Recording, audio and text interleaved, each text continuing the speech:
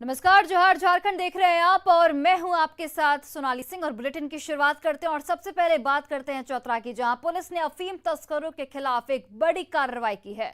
गुप्त सूचना के आधार पर कार्रवाई करते हुए पुलिस ने 25 लाख रुपए मूल्य का गीला अफीम जब्त किया है। तो चतरा से ये बड़ी खबर आपको बता रहे हैं, जहां पर चतरा पुलिस ने अफीम तस्करों के खिलाफ एक बड़ी कार्रवाई की है। जोरी बाजार में अफीम को जब्त किया गया है। इसके साथ 2 तस्कर भी इस दौरान पकड़े गए हैं। डीएसपी मुख्यालय केदारनाथ राम और एसडीपीओ अविनाश कुमार के संयुक्त नेतृत्व में गठित टीम को यह सफलता मिली है। वशिष्ठ नगर थाना क्षेत्र के जोरी बाजार में पुलिस ने यह कार्रवाई की। तस्करी में प्रयुक्त कार को भी पुलिस ने जब्त किया है। कार की डिक्की में बने तहखाने में अफीम छिपाकर तस्करी की जा रही थी।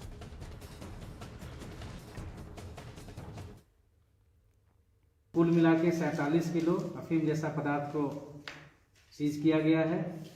देखने वाली बात यहाँ यह थी कि डिक्की में एक तहखाना बनाया गया है। तहखाने में छिपा करके इन लोग अफीम की तस्करी में भी संलिप्त हैं। वहीं देखिए, हजारीबाग में एक बार फिर जंगली हाथियों के उत्पात से लोग दहशत में हैं। बड़का गांव के बलोदर में 15 हाथियों का झुंड आ धमका है।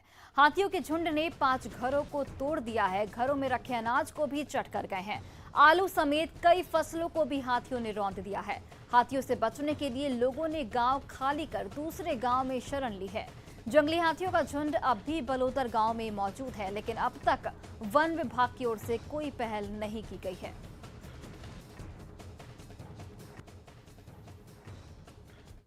वहीं गोड्डा के सुंदर पहाड़ी प्रखंड क्षेत्र के केरावना में हाथी ने एक युवक को कुचल दिया। मिली जानकारी के मुताबिक युवक हाथी को भगाने जा रहा था। इसी दौरान वो घायल हो गया। युवक के पेट में गंभीर चोट लगी है और इसका इलाज सदर अस्पताल में जारी है। इधर वन विभाग की टीम हाथी को खोजने में जुट गई है। बताया जा रहा है कि हाथी दुमका की ओर गया है, लेकिन अब तक वो नहीं मिल सका है।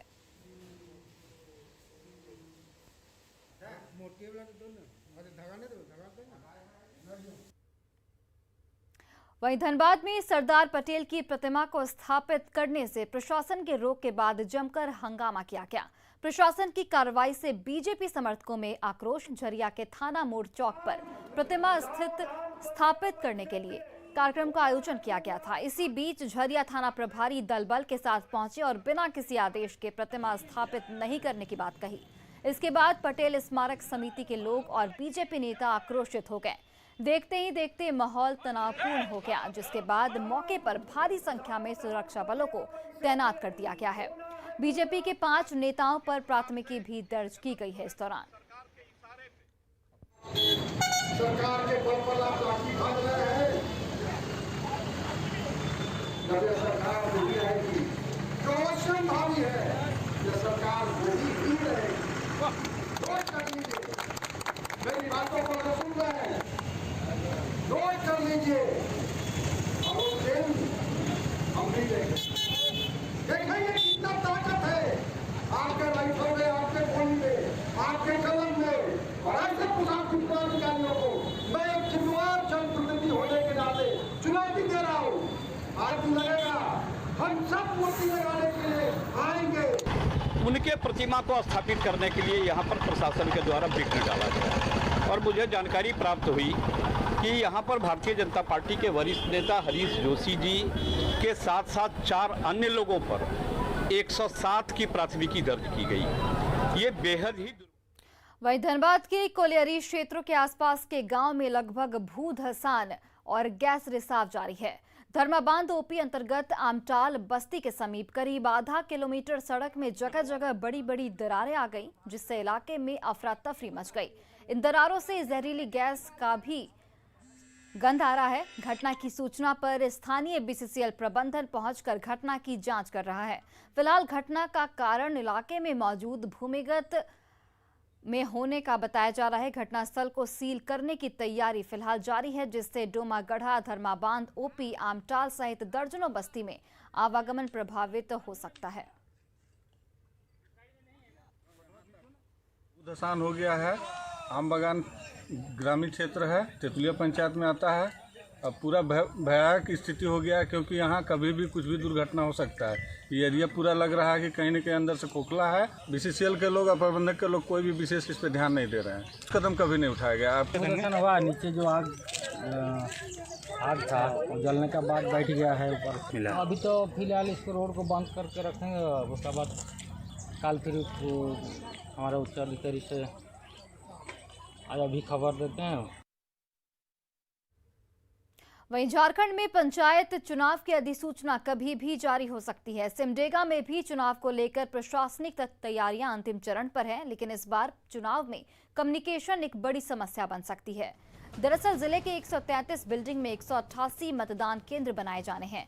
ये शैडो जोन में आता है, जहां नेटवर्क या फिर बहुत कमजोर होता है या फिर बिल्कुल नहीं होता। ऐसे में मतदान प्रक्रिया के दौरान पोलिंग टीम से प्रशासन का संवाद एक बड़ी समस्या बन सकती है।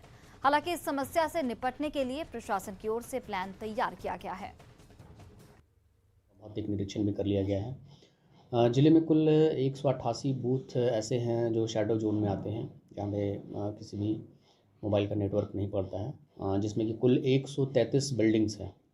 तो इट मीन्स कि 133 बिल्डिंग्स ऐसे हैं जहाँ पे नेटवर्क की समस्या है। नेटवर्क बहुत कमज़ोर रहता है या तो नहीं रहता है। तो प्रखंड विकास पदाधिकारियों के द्वारा वहाँ पे कम्युनिकेशन प्लान बनाया गया है कि at the time of voting वो वहाँ से कैसे इन्फॉर्मेशन लेंगे। वही देखिए, 19 नवंबर को रांची के JCA स्टेडियम में भारत और न्यूजीलैंड के बीच होने वाले क्रिकेट मैच को लेकर तैयारियां जोरों पर है। राज्य सरकार की गाइडलाइंस आ जाने के बाद JCA स्टेडियम में आधी क्षमता के साथ दर्शक मैच का लुत्फ उठा सकेंगे। आपको बता दें कि JCA स्टेडियम की कुल क्षमता करीब 40,000 दर्शकों की है। ऐसे में करीब 20,000 दर्शकों को मैदान में मैच देखने की अनुमति दी जाएगी। रांची के JCA स्टेडियम से ज्यादा जानकारी दे रहे हैं हमारे सहयोगी संजय कुमार सिन्हा। 19 नवंबर को रांची के JCA अंतर्राष्ट्रीय स्टेडियम में भारत और न्यूजीलैंड के बीच T20 मैच होना है। हम इस समय मौजूद हैं रांची के JCA स्टेडियम में। आपको दिखला रहे हैं JCA स्टेडियम का जो हरा भरा नज़ारा है, विहंगम नज़ारा है, भव्य नज़ारा है, इसे देखिए। और हमारे साथ बातचीत करने के लिए JCA के मेंबर हैं सुरेश कुमार जी, हम उनसे बात करेंगे। सुरेश कुमार जी, सबसे पहले तो सरकार की जो गाइडलाइंस आई है, गाइडलाइंस के बाद क्या तैयारी आप लोगों की? देखिए, जो सरकार की गाइडलाइंस कल ही आई है और आपको जैसा पता होगा कि हम लोगों ने कोविड काल में झारखंड राज्य क्रिकेट एसोसिएशन एक पहला संघ था जो क्रिकेट को शुरू किया था, और जो भी उस समय सरकार का गाइडलाइन हुआ था अक्षरशः पालन हुआ था। किसी भी तरह का कोई एक भी केस नहीं पाया गया था। तो आज जब कल सरकार की गाइडलाइन आई है तो एज ए JCA मेंबर हम इतना कह सकते हैं कि JCA नियम कानून का पूर्णतः पालन करेगा और जो सरकार का जो गाइडलाइन है उसके अनुसार मैच होगा। टिकट के लिए है, टिकट की बिक्री के लिए कुछ फैसला हुआ, इस पर कब से होगा? अभी देखिए, आयोजन समिति की बैठक 1-2 दिन में होना है और उसमें सारी बातें डिसीजन लिया जाएगा कि टिकट कब बिकेगा, कितना बिकेगा। सरकार के गाइडलाइन आ गया, उसके अनुसार आयोजन समिति ये निर्णय लेके सब आप लोग को बताएगी। अच्छा, कुछ बात ये भी है, कुछ टिकट के रेट को लेकर कुछ अभी फैसला कुछ कि इतना मिनिमम या मैक्सिमम? नहीं, हम आपको बताएं ना कि आयोजन समिति के बैठक के पहले ये कहना ये, और उसके लिए हम अधिकृत भी नहीं है। अच्छा, ये बताइए सुरेश जी कि इससे बायो बबल बिल्कुल एक तैयारी आप लोगों की होती है। अब कोरोना में चूंकि अब संक्रमण काल का तब तो धीरे धीरे खत्म ही हो रहा है, तो एक जो बायो बबल जो रेडिसन ब्लू से खिलाड़ी यहाँ पहुँचेंगे उसके लिए भी तो विशेष तैयारी होगी। देखिए, उसके लिए BCCI का जो भी गाइडलाइन आएगा और वो बायो बबल जो भी तैयार करना है उसके लिए BCCI पूरा अपना फोर्स लगाती है और खुद बनाती है। जो गाइडलाइन एसोसिएशन को मिलेगा स्टेडियम में पूरी करने के लिए, उसके लिए स्टेडियम के जो भी पदाधिकारी हैं सारे बैठ के और उसको लागू करेंगे जो भी बायो बबल का नियम होगा। बिल्कुल, 18 नवंबर को भारतीय टीम रांची पहुंचेगी। 19 नवंबर का इंतजार कीजिए। JCA स्टेडियम अपनी आधी क्षमता के साथ दर्शकों का इंतजार कर रहा है। चौके छक्के देखने के लिए JCA स्टेडियम आइए और 19 तारीख का बेसब्री से इंतजार कीजिए। कैमरामैन अमित के साथ संजय कुमार सिन्हा, न्यूज़ 18 रांची। और इस वक्त की बड़ी खबर धनबाद से, जहां धनबाद में ECL मुगमा एरिया के खदान में चोर घुस गए हैं। भाग्य लक्ष्मी इनक्लाइव खदान में 20 से 25 की संख्या में चोर घुसे हैं। धनबाद से बड़ी खबर आपको बता रहे हैं, जहां पर ECL के खदान में चोर घुस गए हैं। 20 से 25 की संख्या में भाग्य लक्ष्मी इनक्लाइन खदान में ये चोर घुसे हैं और चोरों की मुठभेड़ भी हुई है। फायरिंग के साथ चोरों ने बमबाजी भी की है। हमले में एरिया सिक्योरिटी इंस्पेक्टर को बम लगा है और फिलहाल उनका इलाज जारी है। सीआईएसएफ और ईसीएल सुरक्षा कर्मियों ने फिलहाल मोर्चा संभाल रखा है। रात के 10 बजे चोरों ने खदान में प्रवेश किया था और अभी भी जो खबर सामने आ रही है कि खदान के अंदर चोर छिपे हुए हैं। और धनबाद से हमारे सहयोगी संजय गुप्ता फोन लाइन पर जुड़ गए हैं। संजय, अभी क्या कुछ अपडेट इस पूरे मामले को लेकर? कितने की संख्या में चोर अभी घुसे हुए हैं खदान में? अभी तक जो जानकारी मिली और सुरक्षा प्रहरियों ने बताया कि लगभग 25 से 30 की संख्या में अपराधी जो है तो रात में आए हुए थे और वो अभी सभी जो है तो माइंस के अंदर ही फंसे हुए हैं, क्योंकि बार बार वो निकलने का जरूर प्रयास कर रहे थे, लेकिन जब जानकारी सुरक्षा गार्ड और सीआईएसएफ पुलिस को लगी तो लगातार उन लोगों को पकड़ने के लिए रणनीति तैयार की। अभी तक जो स्थिति है कि वो सभी जो है तो माइंस के अंदर है। सबसे बड़ा सवाल है कि हमेशा से ही खदानों में अपराधी जो है तो केवल लूट की घटना को अंजाम देते हैं, लेकिन इसके बाद भी बीसीसीएल हो या ईसीएल कंपनी हो, सुरक्षा को लेकर कभी भी गंभीर नहीं होती है और इसका खामियाजा हमेशा से कर्मियों को भुगतना पड़ता है और आए दिन कर्मियों के साथ मारपीट होती है। कल भी एरिया के इंस्पेक्टर को बम लगी है, उनकी 2 उंगलियां जो उड़ गई, वो भी फिलहाल इलाजरत है। लेकिन सवाल यही है कि जब तक सीआईएसएफ के जवानों और सुरक्षा के अधिक वहां संख्या नहीं होगी और रात दिन अगर गश्ती नहीं होगी तो इस तरह की घटनाओं को रोकना बहुत ही मुश्किल है, क्योंकि बार बार इस तरह अपराधी के मनोबल बढ़ेंगे और जिसका खामियाजा कर्मियों को हमेशा भुगतना पड़ेगा। संजय, देखिए 20 से 25 की संख्या में चोर हैं तो जाहिर से तौर पर पुलिस को एक बड़ी फोर्स लगाने की जरूरत है। वहां पर आप क्या कुछ स्थिति देख रहे हैं? फिलहाल तो भारी संख्या में यहाँ पुलिस फोर्स को तैनात कर दिया गया है। सीआईएसएफ के भी भारी संख्या में जवान तैनात कर दिया और जो सुरक्षा निजी के गार्ड है उनको भी तैनात कर दिया गया है कि चोर अगर भागने की कोशिश करते हैं तो उन्हें पकड़ा जाएगा। हालांकि जो माइंस है उसके अंदर से किसी भी तरफ से बाहर निकलने का कोई रास्ता नहीं है, जो मुहाना उसी तरफ से उसको आना होगा। अब ये देखने वाली बात होगी कि वो कब तक उसके अंदर रह सकते हैं और अगर अधिक देर तक रहते हैं तो जाहिर सी बात है कि वहां पर पानी और सांस लेने की भी उनको लोगों को परेशानी होगी। तो अपराधी अगर समझदार होंगे तो जरूर बाहर आएंगे और पुलिस को सरेंडर करने का प्रयास करेंगे। बिल्कुल। चलिए संजय, बहुत बहुत धन्यवाद तमाम जानकारियों के लिए। और गढ़वा पहुंचे प्रदेश बीजेपी मीडिया सह प्रभारी ने हेमंत सरकार में खुलेआम लूट की छूट का आरोप लगाया है। उन्होंने आरोप लगाया है कि गढ़वा जिले से करोड़ों की वसूली का लक्ष्य दिया गया है, वहीं राज्य में सभी क्षेत्रों में करप्शन चरम पर है। उन्होंने दावा किया है कि 2 साल की हेमंत सरकार में जनता त्रस्त है, वहीं राज्य भी विकास कार्यों की अनदेखी से 10 साल पीछे चला गया है। चौतरफा विकास तो हो रहा है, लेकिन अवैध कारोबार में चौतरफा विकास तो हो रहा है, लेकिन अवैध ट्रांसफर पोस्टिंग में चौतरफा विकास तो हो रहा है, लेकिन मुख्यमंत्री के अपने परिवार के निजी धन संपत्ति में बढ़ोतरी में हम कह सकते हैं कि जनता सब देख रही है। झारखंड की जनता को इस बात का एहसास हो गया है कि पूर्ववर्ती जो भारतीय जनता पार्टी की सरकार थी और अब जब हेमंत की सरकार है, इसके तुलनात्मक हम लोग अभी 10 साल पीछे चले गए। वही देखिए, गिरिडीह में आज भी लोग गंदा पानी पीने को विवश हैं। तीसरी प्रखंड के लक्ष्मी बथान गांव में पानी की कोई व्यवस्था नहीं है। गांव से 2 किलोमीटर दूर इस नाले से लोग पानी लेकर जाते हैं। इसी नाले से ग्रामीण अपनी प्यास भी बुझाते हैं और जानवर भी। गांव में सड़क और स्कूल नहीं है। यहां के लोगों ने पानी और दूसरी समस्याओं से कई बार सरपंच और अधिकारियों को अवगत कराया है, लेकिन कोई कुछ कहने से इनकार करता है।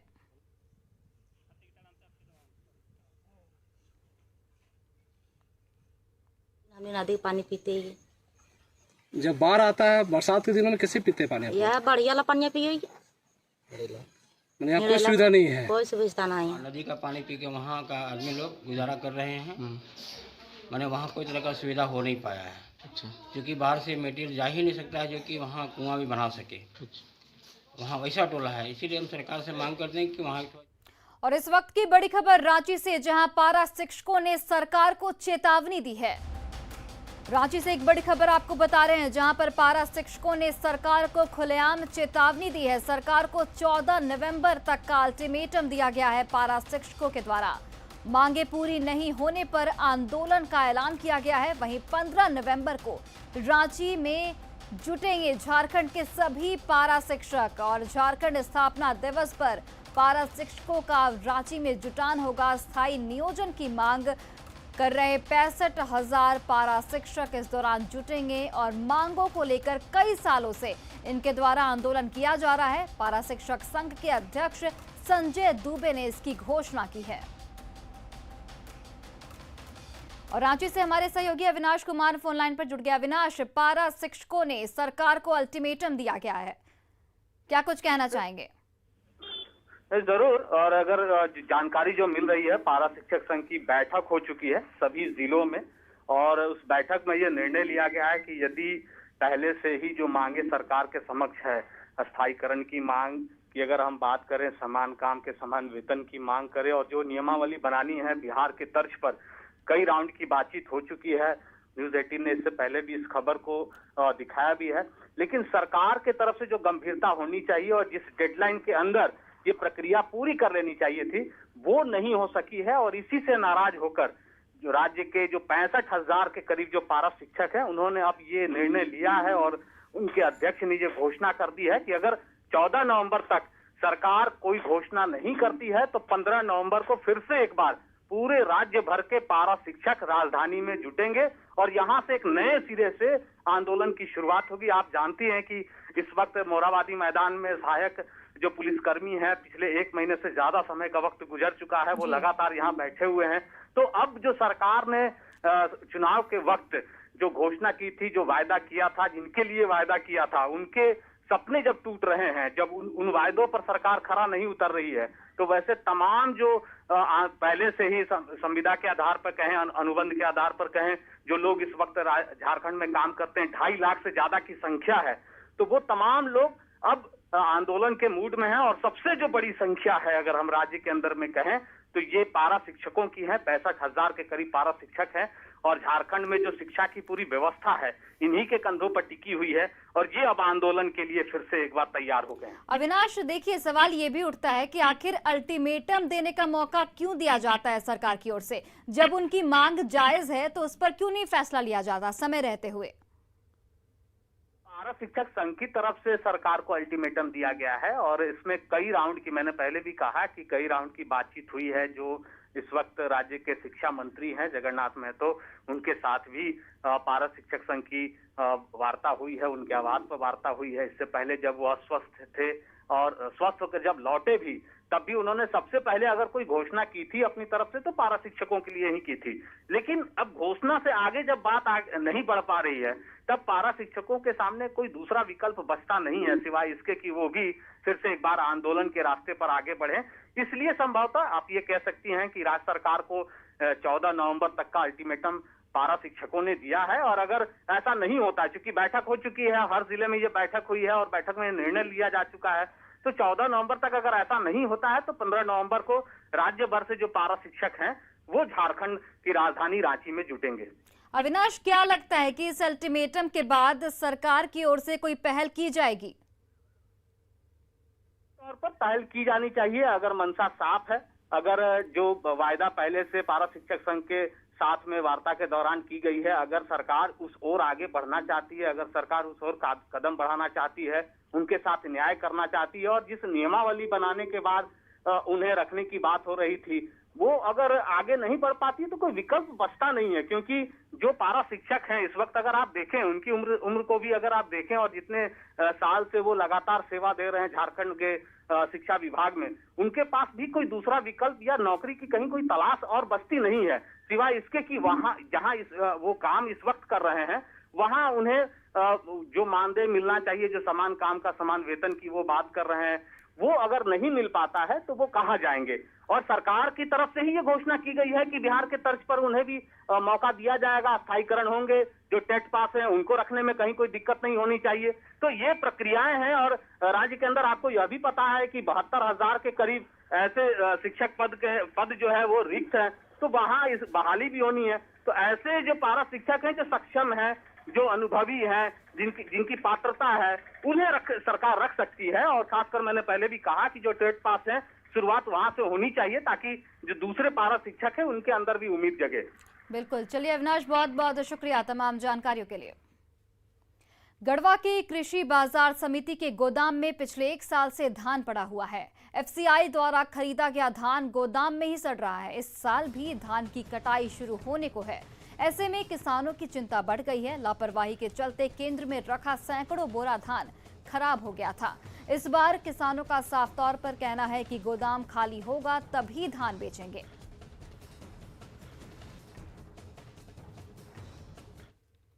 हम कहना यही चाह रहे हैं कि सरकार गोदाम खाली करे ताकि किसान लोग अपना धान क्रय करें, यानी बिक्री करें। अभी बेचते हैं धान? हम भी धान बेचते हैं। ये सही बात है। इस संबंध में बहुत बार क्वेरी भी आया, शिक्षा विभाग के स्कूल भी खाली करना है, और एफसीआई के जो क्षेत्र प्रबंधक हैं, रीजनल मैनेजर, उनसे भी इस संबंध में मैंने बात की। तो ये तो उनके द्वारा लापरवाही की जा रही है। उन्होंने बताया कि मिलर की समस्या है। सर, जैसे ही मिलर लेते जाएगा हम लोग, लेकिन उनको तो हर हालत में इसको उठाना है, और हमने दबाव भी दिया है, लेकिन अभी तक वो स्थिति ऐसे ही बनी हुई। झारखंड राज्य निर्माण के 22 साल बाद भी लोहरदगा जिला विकास की रोशनी से कोसों दूर है। यहाँ आज भी लोग बांस के नाव के सहारे नदी पार करने को विवश हैं। दरअसल जिला मुख्यालय से कैरो प्रखंड को जोड़ने वाली सड़क बंडा नदी तक ही है। साल में 6 महीने इस नदी में पानी रहता है। ऐसे में नदी पार करने के लिए लोग बांस से बने नाव का सहारा लेते हैं। इस नदी पर पुल निर्माण कार्य 12 साल से अधूरा है। पुल के पिलर भी अब जर्जर हो चुके हैं। इधर ग्रामीण विकास विभाग के अधिकारी पुल निर्माण के लिए सरकार की मंजूरी का इंतजार कर रहे हैं, जिससे लोग जान हथेली पर रखकर नदी पार करने को मजबूर हैं। वजह से बहुत ज़्यादा परेशानी है। हम लोग को पूरा आवागमन का करीब 15-17 गांव 20 गांव का लोग यहाँ से आवागमन का साधन है, और सभी लोग परेशान है। बरसात में पानी भर जाता है, और पूरा जो है से 7-8 बजे रात तक चलाते हैं। घर में 300 गाड़ी पार करते हैं, पानी में डूबने के बाद गाड़ी भी खराब हो जाता है कभी। और